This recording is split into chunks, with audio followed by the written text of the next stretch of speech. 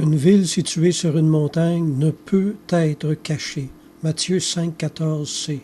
On raconte de Saint Bernardin qu'il avait un air si modeste et si composé que sa seule présence inspirait le recueillement à ses compagnons.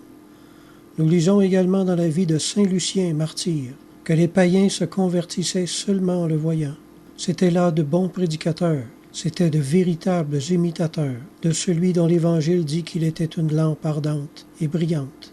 C'est-à-dire que non seulement il brûlait en lui-même de l'amour, mais que le feu qui le consumait au-dedans jetait au-dehors une vive lumière qui éclairait les hommes pour les conduire dans la voie du salut.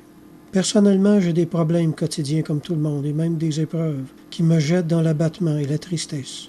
Mais quand je m'arrête à la fin de la journée et que je pense à Jésus et au trésor inestimable qu'il a déposé en mon esprit par la connaissance de l'Évangile, mon cœur bondit de joie en moi, et je le loue tellement de sa présence dans ma vie. Non, ce serait un grand péché pour moi de cacher un si grand message. En parler, c'est la bénédiction de ma vie. Je me sens souvent comme l'homme qui a découvert un trésor dans un champ, ou comme le commerçant qui a trouvé une perle de grand prix. Connaissez-vous la valeur du message que Dieu a placé en vous?